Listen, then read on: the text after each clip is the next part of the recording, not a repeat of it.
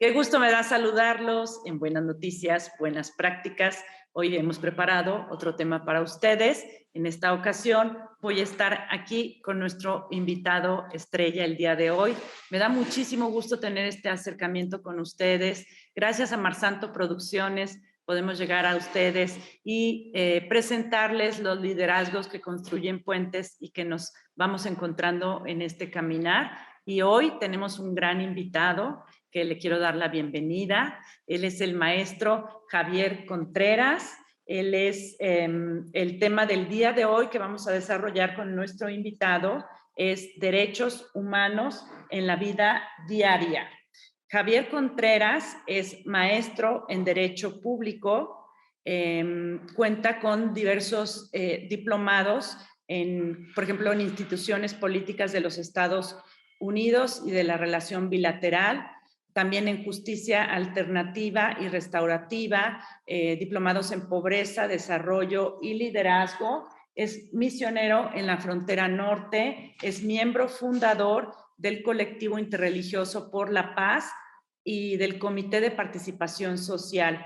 Y me llama la atención que tiene varios proyectos exitosos, como la creación de la Clínica Latinoamericana de Atención a Personas Migrantes y Refugiadas. Entonces, está aquí con nosotros el maestro Javier Contreras y hoy vamos a aprender todo lo que debemos de saber con respecto a los derechos humanos, permearlos y llevarlos a la práctica en nuestra vida diaria. Bienvenido, Javier, ¿cómo estás?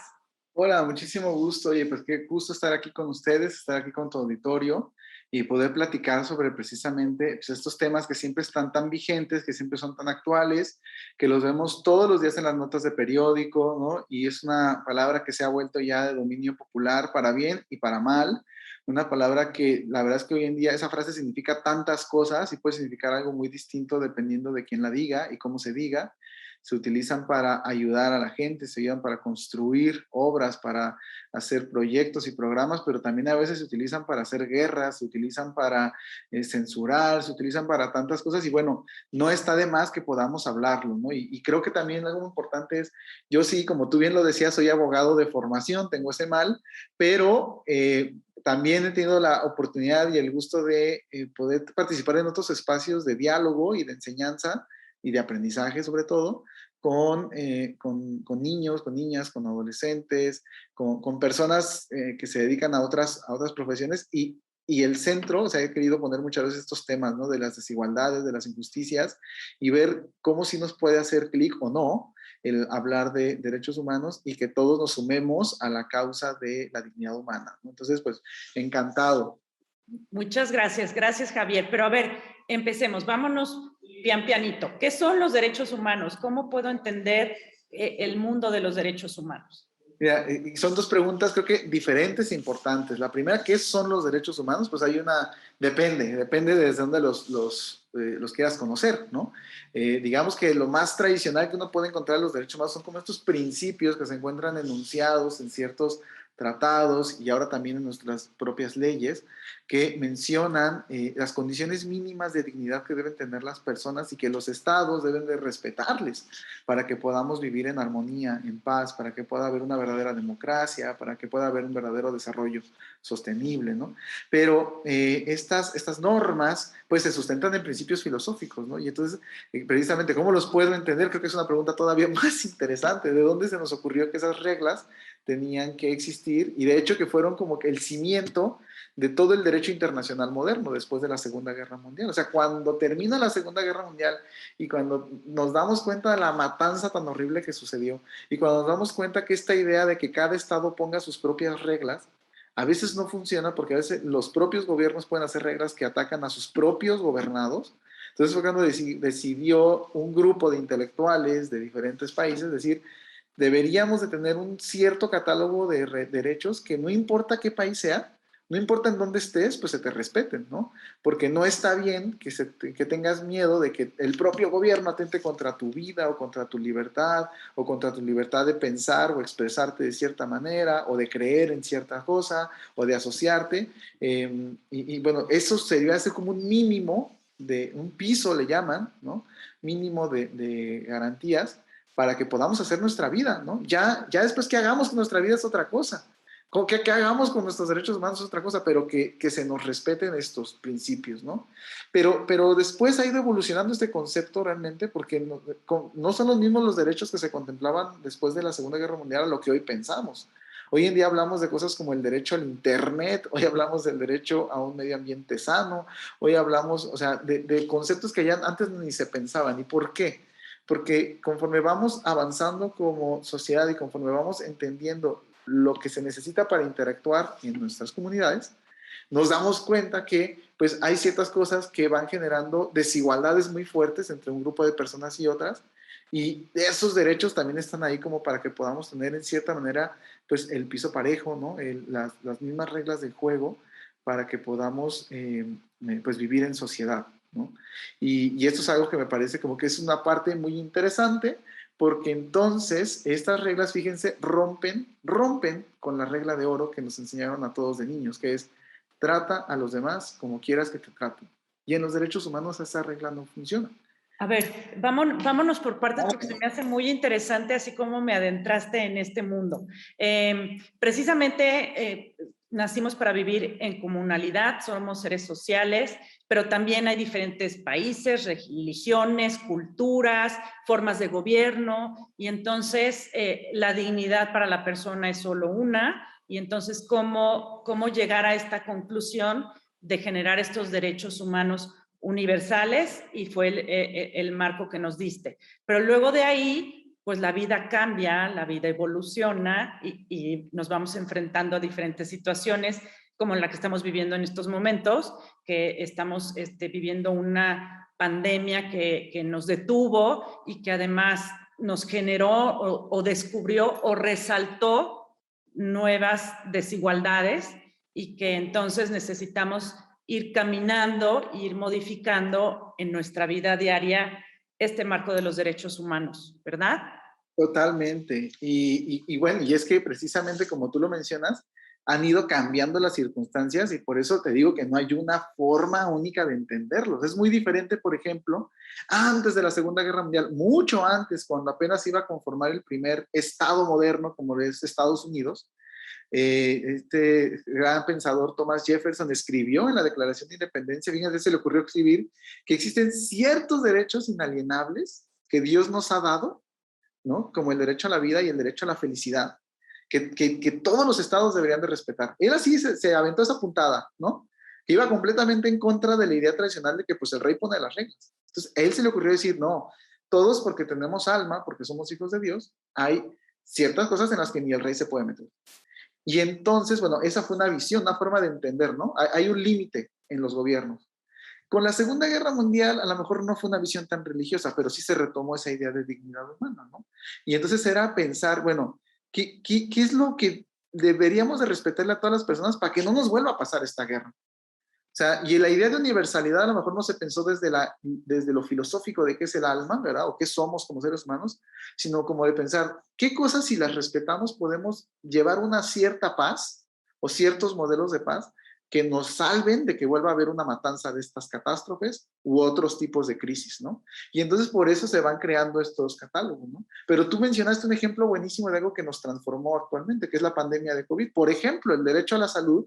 Ese derecho a la salud no era lo mismo hace 3 años que hoy.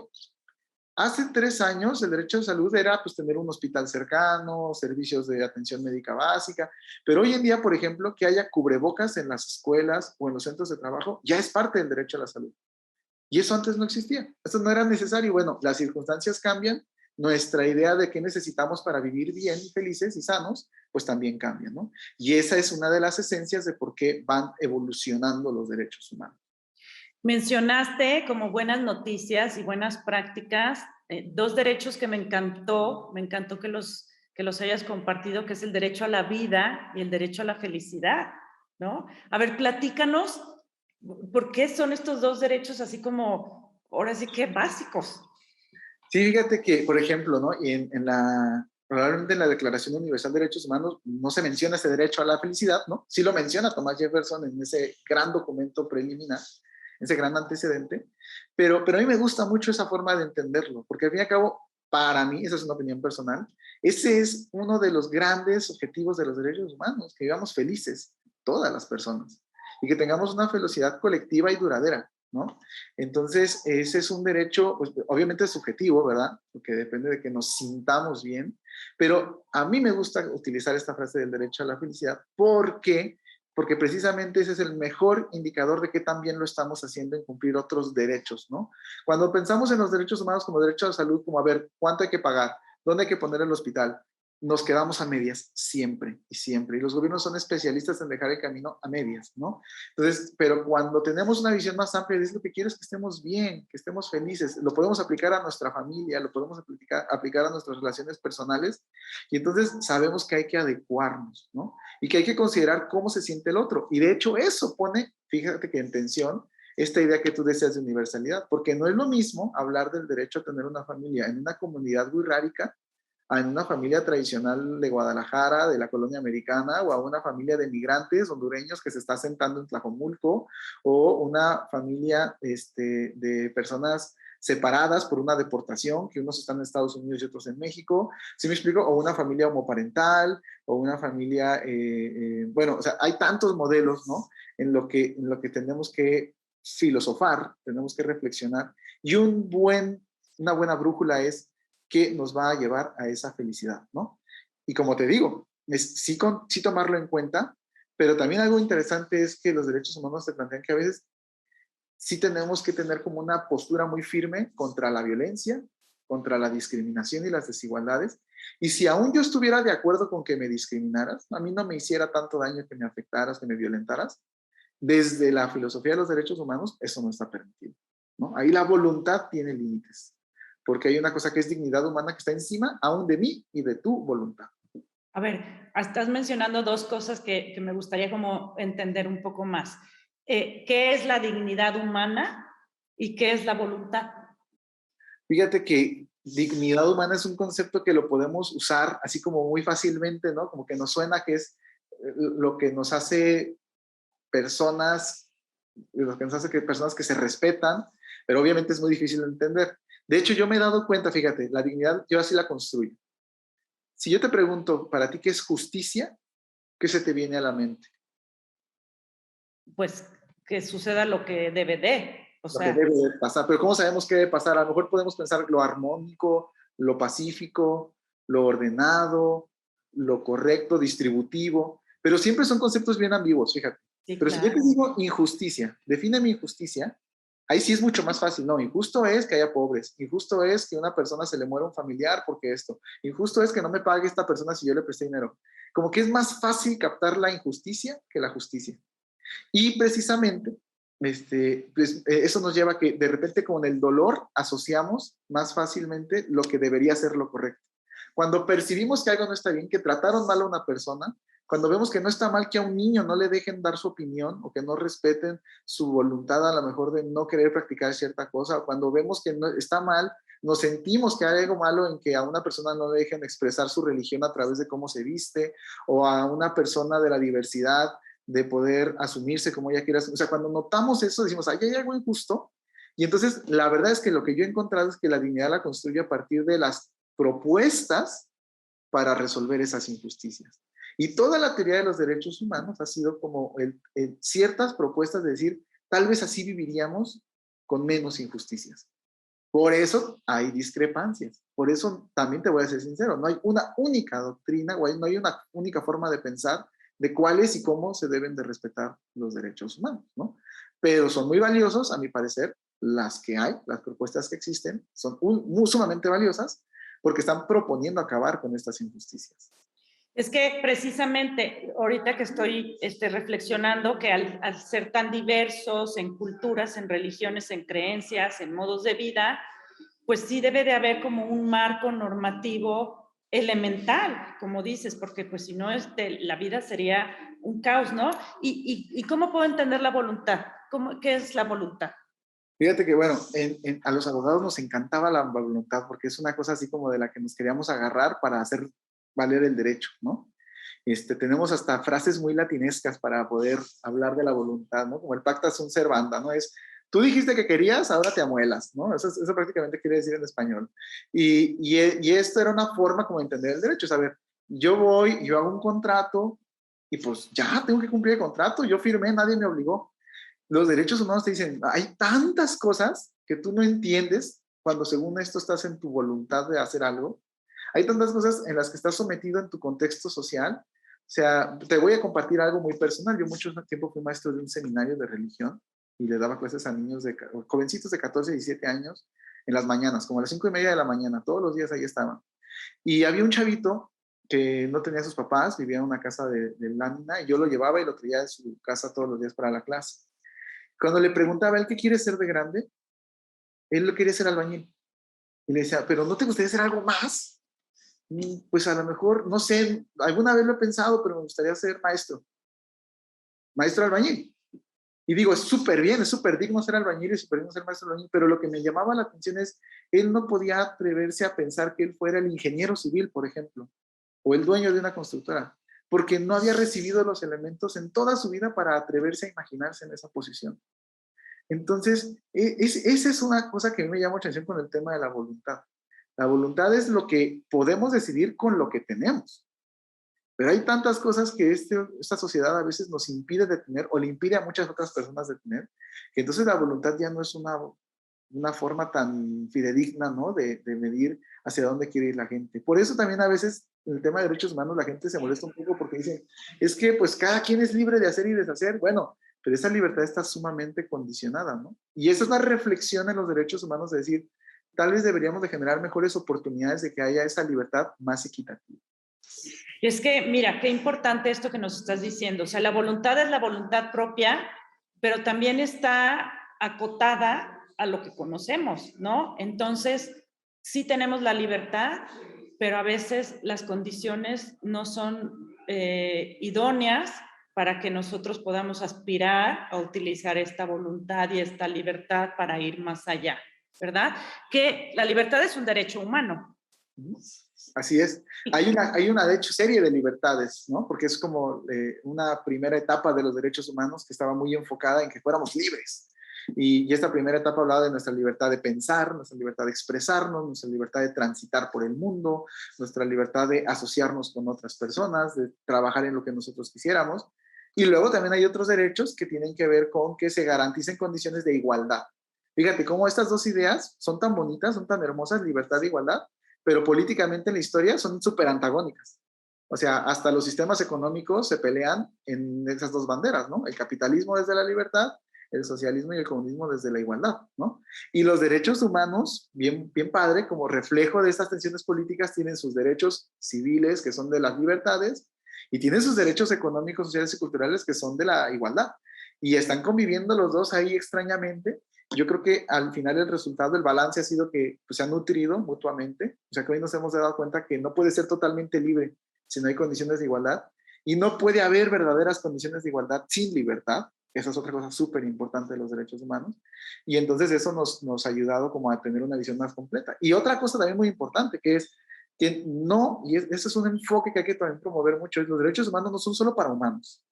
Esa idea de respeto, hoy la tenemos que mudar hacia nuestro planeta Tierra, hacia las demás especies, hacia ser más responsables de dónde vivimos, lo que habitamos, porque no vamos a poder, todavía ni vivimos en esas condiciones que aspiraríamos, ¿verdad? En ese sentido, los derechos humanos no han sido un piso, son un horizonte muy lejano al que aspiramos, pero todavía no lo vivimos y no vamos a poderlo vivir si no vivimos en un planeta que no nos vaya a extinguir, porque... Cobrar la factura. Qué importante, qué buena noticia y qué buena práctica nos estás comentando. Los derechos humanos ya no deben de ser solo humanos.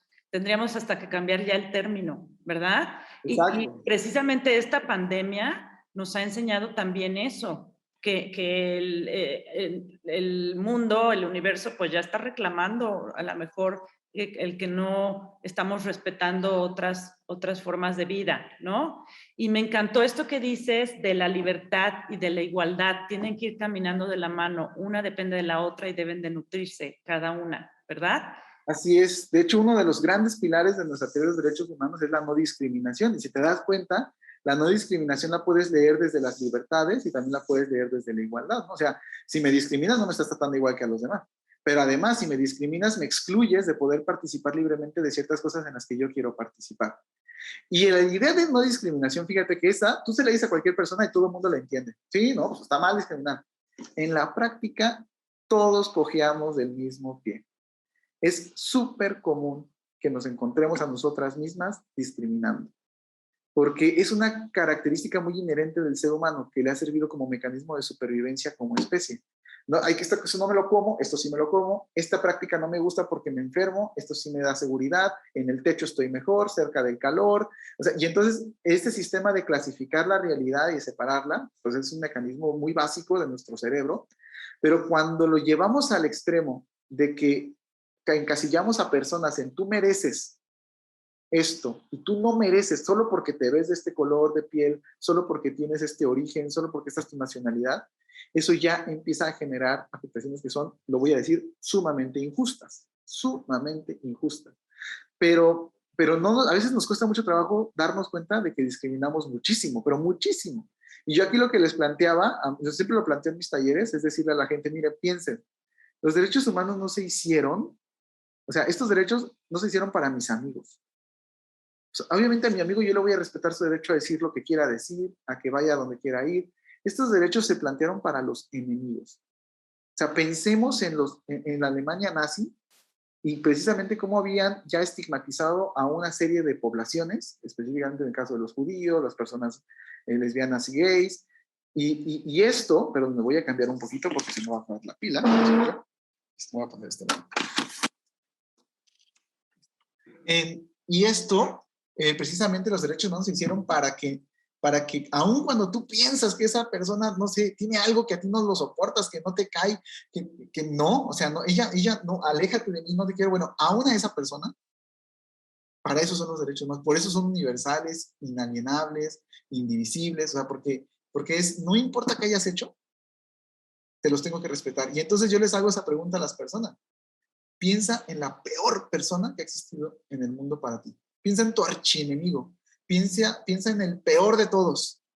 Y entonces piensa que a él tendrías que respetarle su derecho a expresar sus opiniones que te mega molestan. Piensa que a él tendrías que respetarle su derecho a escribir y publicar y trabajar en lo que tú sabes que es malísimo. O sea, para eso son los derechos humanos. Y ahí está la parte de la vida personal que es difícil. Justo es lo que te quiero preguntar. Por ejemplo, o sea, si yo empiezo a promover los derechos humanos dentro de mi misma familia, con estas libertad, justicia, voluntad, pues es como la primera célula donde se puede empezar a permear esto, que luego después se va a replicar porque los miembros de mi familia lo van a llevar en su diario vivir a sus colegios, a sus trabajos, a los amigos, a la comunidad. ¿Cómo puedo yo como madre o padre de familia practicar en la vida diaria? O sea, aterrizar toda esta riqueza en el día a día. Bueno, fíjate que es una muy buena pregunta también. Cuando uno quiere volverse, o cuando uno quiere trabajar para promocionar los derechos humanos, obviamente tienes que empezar a vivirlos, tienes que trabajar contigo. Y yo les digo, tengan cuidado porque luego los derechos humanos tienen una cosa muy dogmática, muy religiosa también de repente, o sea que muy santurrona, ¿no? De que hay gente que luego ya empieza como a criticar a todo el mundo porque tú no lo respetas y tú eres un discriminador. Y la verdad es que otra vez les digo, todos cojeamos del mismo pie. Es muy difícil, una barra demasiado alta, ¿no? Replantear toda tu vida en estos esquemas de respeto. ¿Sí me explico? Es un trabajo permanente de toda la vida. Si a ti ya te cayó un 20 de que algo no está bien en la forma en la que tratas a esas personas o en la que te refieres, por ejemplo, o en el lenguaje que utilizas hacia ciertas comunidades o en la forma en la que tratabas a personas de ciertas condiciones o que no te involucrabas en ciertos temas, pues es felicidades para ti. Qué bueno que te pasó a ti. Todos tenemos que pasar por ese mismo proceso y es complicado porque hay que tumbar ciertas construcciones sociales que teníamos y hay que empezar a cimentar de nuevo. Entonces, yo les diría, quítense el fariseísmo de los derechos humanos para poderlos promocionar de verdad. O sea, con un verdadero sentido humanista, decir, mira, es una propuesta. Tampoco es la verdad absoluta. Y eso les digo una cosa, los derechos humanos tienen sus teorías, pues fallas estructurales en su forma de plantearse que luego no sé cómo los vamos a resolver. Yo lo sigo promoviendo y lo sigo enseñando porque la premisa fundamental me parece de lo más valioso que hay en este mundo, que es todos merecemos vivir felices y todos merecemos vivir bien. Y hay un montón de personas que han trabajado toda su vida para tratar de explicar cómo sería eso. Por eso, por eso vale la pena divulgarlos, ¿no? Yo con mi familia, ¿qué hago? Les digo, oye, esto que, o sea, estoy escuchándote una posición que creo, desde lo que yo sé, que a lo mejor no estás considerando que estás discriminando a estas personas o que no estás reconociendo que esas personas también tienen ese derecho.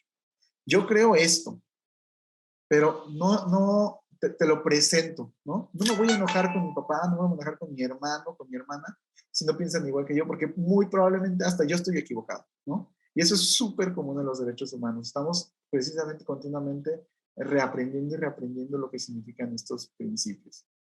Ok, aquí lo que veo es que hay que ser primero consciente de nuestro actuar, de nuestro hablar, de las palabras que salen de nuestra boca, de las actitudes y demás, para que desde el respeto podamos compartir nuestro punto de vista, sabiendo que puede no ser cierto, que no tenemos la verdad absoluta, que habrá quien difiera en ese sentido, pero a lo mejor también podemos contagiar de este respeto y de este vivir los derechos humanos en el día a día, ¿no? Así es, y de hecho yo diría, ahí tenemos una gran área de oportunidad. Por ejemplo, con las narrativas.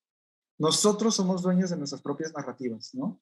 En este colectivo interreligioso por la paz, que por ahí mencionabas al inicio, por ejemplo, hemos tenido algunos ejercicios tan bonitos de gente de la comunidad musulmana, de gente de la comunidad adventista, gente de diferentes denominaciones religiosas, que por ejemplo son chicas y chicas queer, que son chicos que viven desde la diversidad y que ellos hacen su interpretación, y fíjate, esto le puede molestar a mucha gente, ¿no? Más conservadora, más religiosa, pero ellos viviendo, o sea, crecieron cristianos, ¿no? O crecieron musulmanes o desde el feminismo y dicen, bueno, es que a mí me parece que mi religión sí busca que todos los hombres y mujeres sean iguales, o mi religión no me está condenando por esto, y se atreven a expresarlo. Y yo dan unos mensajes tan hermosos, ¿no? Del evangelio y son narrativas. Yo les digo, son válidas sus narrativas, porque son sus vivencias personales y escucharlas nos enriquecen. Y eso es algo que quisiera decir. Podemos utilizar lo mismo, o sea, los textos más sagrados para dar un mensaje terrible, pero también lo podemos usar para dar un mensaje de amor y de inclusión, ¿no? Y eso depende de nosotros qué lectura le queramos dar. Por ejemplo, los cuentos para niños hoy en día ya están súper cancelados, ¿no? Muchos cuentos muy tradicionales como Blancanieves o La Cenicienta, La Bella Durmiente, que porque pues, son mujeres que no reflejan los verdaderos valores actuales del feminismo. Yo plantearía, pues, recontemos esas historias, ¿no? O sea, si ustedes leen, bueno, buscan la historiografía de estos cuentos, no existe una versión original.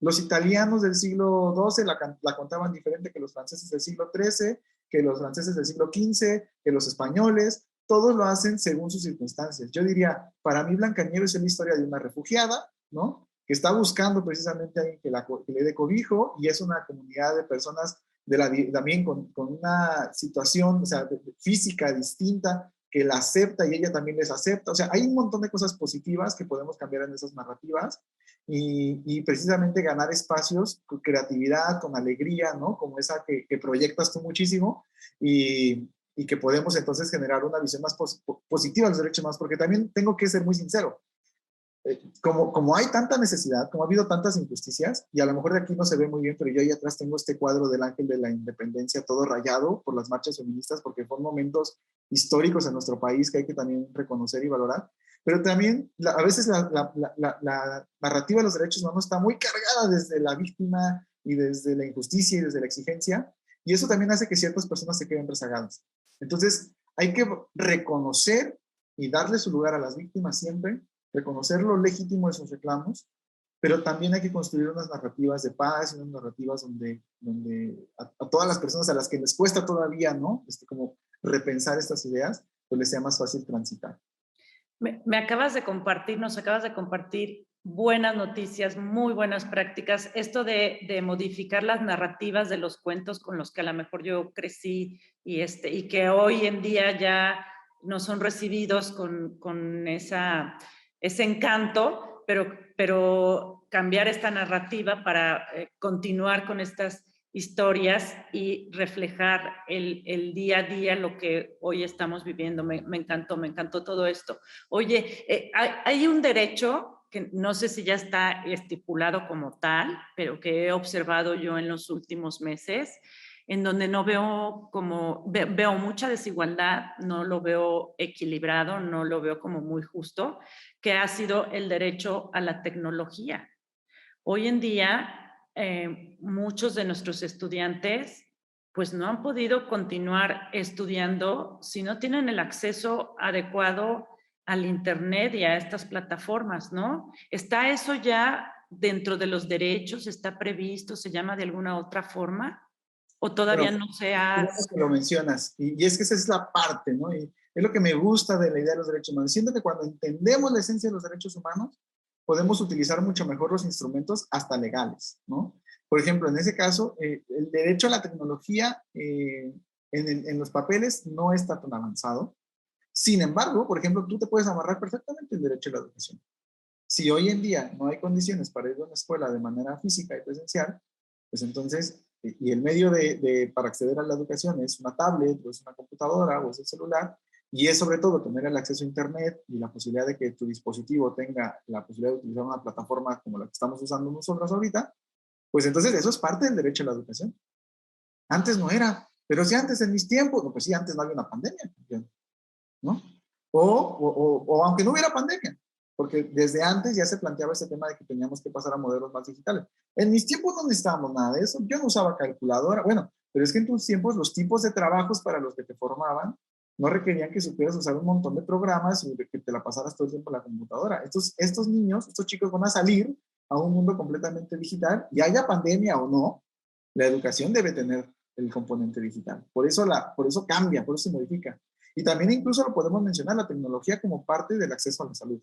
Porque si yo no tomo mi clase en línea, me expongo a que me pueda enfermar. ¿Sí me explico? O sea, son cosas, y me ha tocado, por ejemplo, hablar con maestras, ¿no? Maestras ya grandes, sobre todo en la parte más, digo, ahorita estamos en una parte sumamente crítica y les invito a que se queden en casa, pero antes de que llegara la vacuna, ¿no? Tuvimos un brote fuerte en diciembre, en enero, acá en Jalisco, y ella estaba muy preocupada de que, oye, me van a hacer volver a la escuela, y yo no me siento, no, o sea, no sé qué hacer. Ella se preocupaba por lo laboral, y yo le decía, plantéalo desde tu derecho a la salud. Dile, es que no me puedes llevar a la escuela porque no te sirvo muerta. Entonces, ya llevo 6 meses dando las clases virtuales y por un tema de salud, espérame a que me vacune y luego ya doy las clases en la escuela, ¿no? Y ahora sí la preocupación sería por los alumnos, ¿no? ¿Cómo garantizamos la salud de los alumnos? Pero en ese entonces era una maestra, ¿no? Y son esas narrativas que hay que ver, o sea, si nos damos cuenta, hay diferentes aristas que tocan, porque acuérdense que un principio de los derechos humanos que son interdependientes.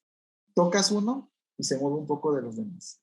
Es justo lo que te iba a decir, que no están cada uno por separado, sino que se correlacionan. Es el derecho a la educación con el derecho a la salud, con el derecho a la tecnología, con el derecho a la vida. O sea, todos están caminando siempre de la mano. Es lo que estoy observando. Totalmente, totalmente, es algo muy bonito de los derechos humanos que hay luego estas relaciones.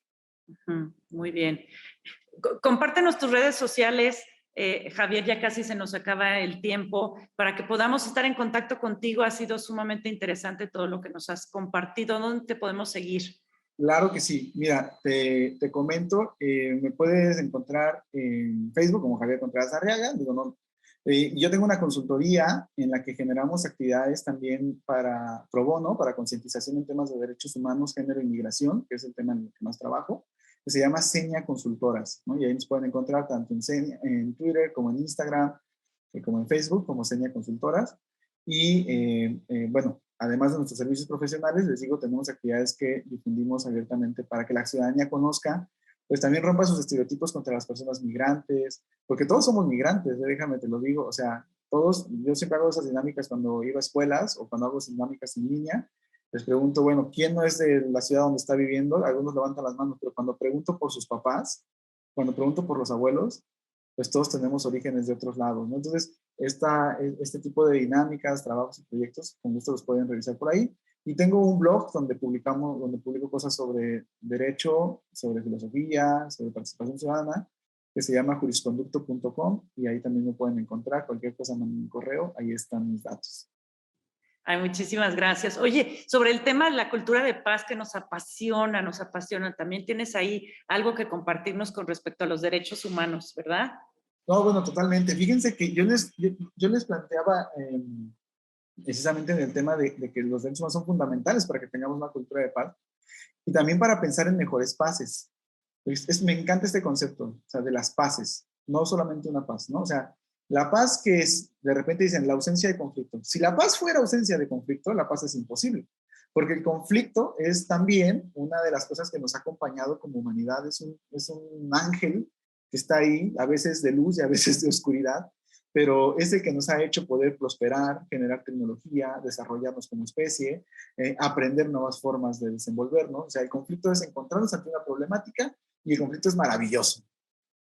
Ay, quiero destacar, perdón la interrupción, quiero destacar como buena noticia y buena práctica esta reflexión que nos has dado sobre el conflicto, verlo desde el lado como zona de oportunidad que nos ayuda a crecer y nos ayuda a mejorar. Se me hace maravilloso. Claro, y de hecho creo que algo muy feo a veces es cuando queremos ir en contra del conflicto, ¿no? Queremos inhibir el conflicto. En las relaciones de pareja, en las relaciones personales, en las relaciones familiares, hace muchísimo daño, ¿no? No querer ver que hay conflictos, cuando son la oportunidad de fortalecer los lazos familiares, cuando son la oportunidad de resolver situaciones incluso personales que tenemos atravesadas, y te lo digo con mucha experiencia de fondo, porque le batallé muchísimo tiempo para resolver mis conflictos, porque los quería esconder. Y no, o sea, abrazar mis conflictos ha sido lo que me ha ayudado en lo personal, a disfrutar muchísimo más mi vida y a crecer, ¿no? Entonces, pero hay formas muy distintas de resolver conflictos. La paz, si la paz es como orden, pues las paces pueden ser muy agresivas. Puede haber paces muy violentas. Por ejemplo, la Segunda Guerra Mundial no se ganó con diálogo. Se ganó con miles de muertos, millones de muertos, con una bomba atómica, con miedo. Esa paz puede ser muy sangrienta, ¿no? Entonces, los derechos humanos proponen nuevas formas de paz también. O sea, hay como una idea muy bonita entre estudiar la cultura de la paz y la cultura de los derechos humanos, porque tengamos un ambiente de armonía, tengamos un ambiente de sano desarrollo, en el que podamos dialogar, en el que tengamos reglas básicas, y eso se genera una paz muy bonita, ¿no? O una idea de paz muy bonita. Y también en esa idea de paz muy bonita es más fácil que se sigan respetando los derechos humanos.